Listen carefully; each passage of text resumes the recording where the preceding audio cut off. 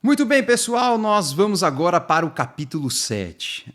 Nossa, o capítulo 6 foi longo, hein? Pois é, tem capítulos que a gente precisa estender, gente.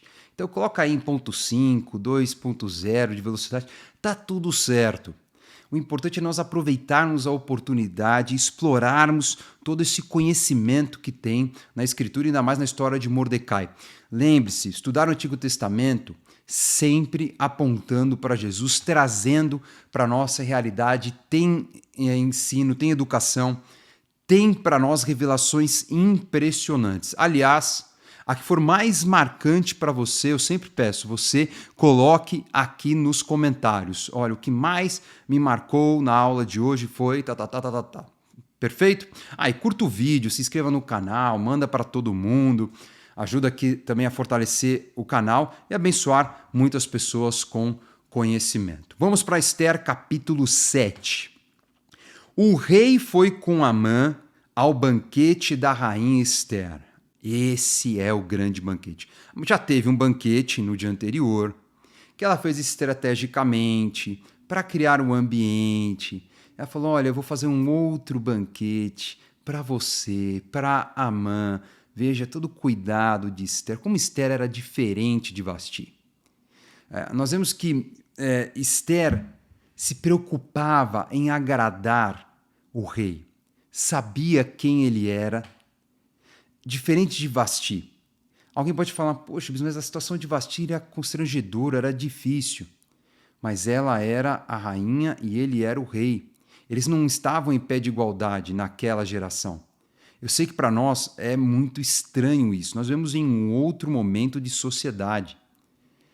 Eu vi gente até defendendo Vasti. Nossa, mas Vasti teve coragem em afrontar o rei. Bom, se fosse a nossa geração, eu até entendo isso.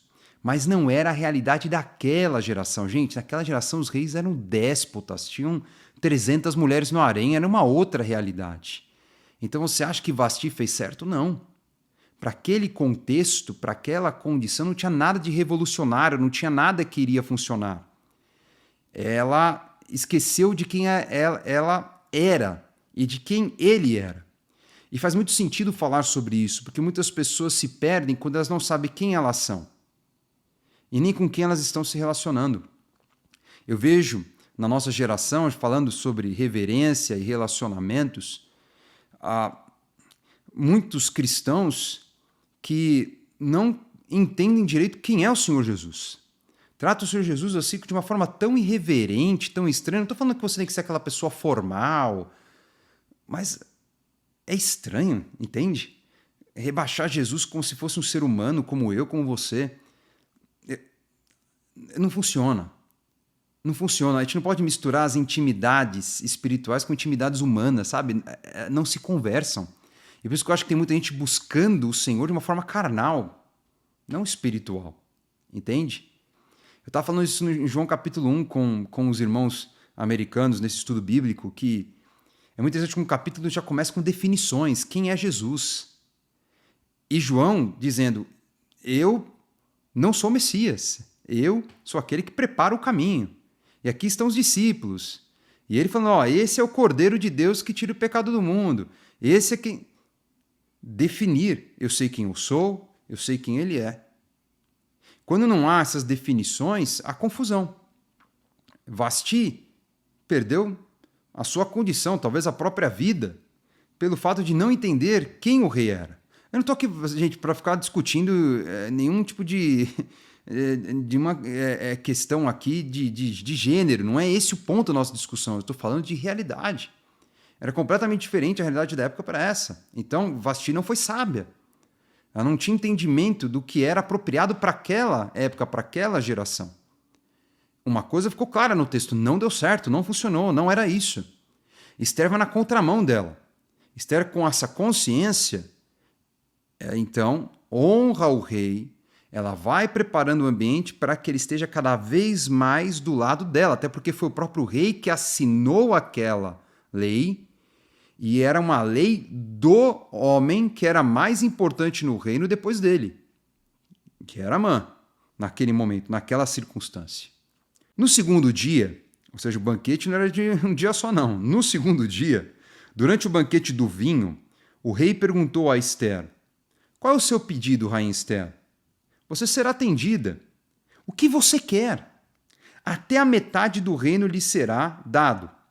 Então a rainha Ester disse: Se eu tiver obtido o seu favor, ó rei, e se for do agrado do rei, que a minha vida seja a resposta ao meu pedido, e como eu desejo, eu possa ter o meu povo. Porque fomos vendidos, eu e o meu povo, para sermos destruídos, mortos e aniquilados de vez. Se ainda nos tivessem vendido como escravos e escravas, eu me calaria, pois não valeria a pena incomodar o rei por uma coisa dessas. O que eu acho muito interessante nesse texto, além da coragem de Ester, assumir a sua posição. Eu sou rainha desse império, mas eu tenho um povo. Eu tenho uma família. O que está acontecendo aqui é um absurdo. Eu acho impressionante, você leu aqui comigo, a comunicação dela. Como ela se expressa. Ela fala, eu sei quem Assuero é. Se a gente fosse escravo, eu nem ia te incomodar. Mas estou falando aqui da nossa própria existência. E ela é a rainha, ela é a esposa do rei. É impressionante como ela é eficiente, reverente na forma como ela se expressa em uma situação muito delicada. Então o rei Assuero perguntou à rainha Ester: Quem é esse cujo coração o instigou a fazer uma coisa dessas? Onde está esse homem? Agora, mais coragem, hein? Numa sociedade super machista que eu acabei de falar. Ester respondeu: O adversário e inimigo é este malvado Amã. Na cara dele. Então Amã ficou apavorado diante do rei e da rainha. E é muito interessante que ela não fala que são judeus. No discurso aqui você não vê a palavra judeu em nenhum momento.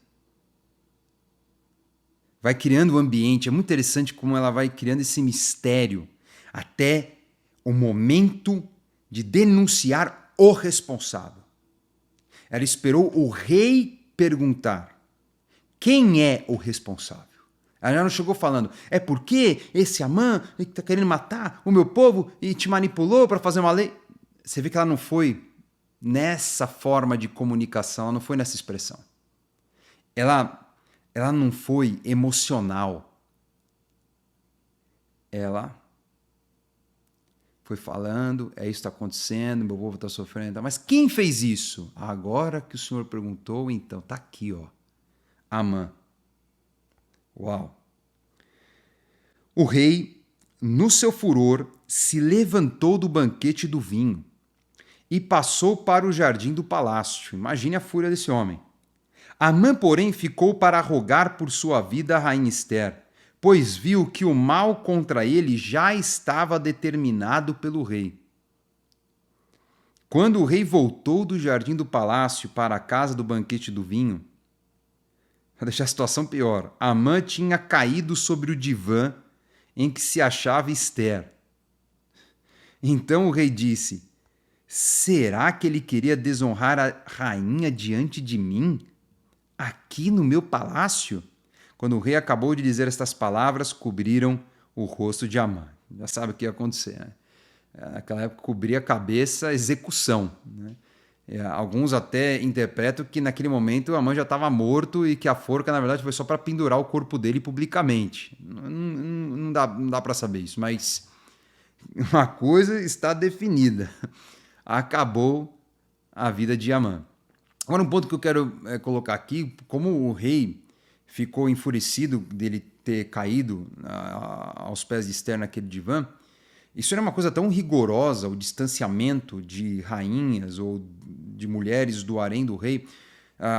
Não tem nenhum escrito específico persa sobre isso, mas, por exemplo, os assírios, que eram anteriores, tinham como regra que ninguém poderia ficar a 7 passos ninguém poderia estar a menos de 7 passos de distância de qualquer mulher do harém real. Eu não duvido que isso não tenha sido a realidade de outros imperadores também. Então, se uma mulher do harém, você tinha que permanecer passos de distância, seja qual for o homem, imagine então a rainha. E Amã estava... Aí, enfim, o fim dele foi realmente a forca. Então Arbona, um dos eunucos que serviam o rei, disse: eis que existe junto de Amã a forca de 22 metros de altura. Olha como era alta, né? Segundo o texto, que era para ser algo público. Que ele preparou para Mordecai, aquele que havia falado em defesa do rei. Então o rei disse que ele seja enforcado nela. E assim enforcaram Amã na forca que ele tinha preparado para Mordecai. Então o furor do rei se aplacou. Eu acho incrível nós termos agora um olhar diferente sobre esse banquete. Lembra que eu falei em momentos anteriores? Nós vemos nessa história casamentos, relacionamentos, banquetes e decretos. Aqui, em um banquete, nós vemos Esther lutando pelo seu povo contra um decreto. Nós vemos que esse ambiente no banquete é um ambiente de juízo do Senhor. É um ambiente de denúncia. Até numa parábola de Cristo nós vemos isso claro. Se você não está trajado adequadamente, se você não está preparado para o banquete, você não pode participar dele. Se você não se importa com o banquete, você foi convidado em outra ocasião, você foi convidado e você não se importa com o banquete, então você não é digno de estar assentado no banquete. Você tem coisas mais importantes do que o banquete, então você não é digno de estar nesse banquete. Outros que se importam e que se prepararam vão ocupar. E o que é mais interessante, falando de denúncia, é que o traidor não permanece no banquete, não permanece na mesa. Então, na ceia, sabemos que é o momento que Jesus mergulha o pão, um bocado, no cálice, no vinho, e ele entrega para Judas. E Judas, possuído, sai da mesa. E qual foi o fim de Judas? Uma forca. Ele tirou a própria vida numa forca. Porque o banquete é um lugar de separação. Tem gente que não pertence ao banquete. Tem gente que é denunciado no banquete. Na comunhão, nós temos essa purificação, essa limpeza, essa libertação. A denúncia do mal, porque o mal não vai permanecer no palácio. O mal não vai permanecer nesse ambiente. Então, na comunhão que nós vivemos, o Senhor revela o mal para nos livrar. E acontece, gente, essa justiça, acontece essa manifestação. Eu estou assim certo disso por experiências que eu já vivi na minha jornada. Então esteja em comunhão com o Senhor, em comunhão com o corpo. O Senhor vai trazer a revelação e vai libertar de todo o mal. Amém?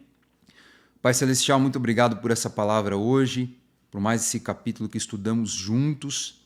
Temos aprendido muito sobre Mordecai, sobre essa figura emblemática que preparou Esther para este grande momento de agir em favor do seu povo, e assim nós lutamos pelo teu reino, lutamos pela tua obra, lutamos pela nossa família, lutamos pelos valores que estão na tua palavra, que estudamos e aprendemos e praticamos diariamente, e que o Senhor manifeste essa justiça.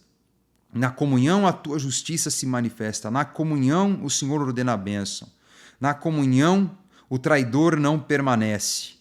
Então, Senhor, faz esta obra completa de libertação, de livramento de todo mal, e que as sentenças sejam quebradas, em nome de Jesus. Amém. Maravilha, mais um capítulo, hein? Vamos para o próximo. E não se esqueça de colocar aqui um comentário sobre qual foi o ponto para você mais importante da aula de hoje. Um beijo, até a próxima.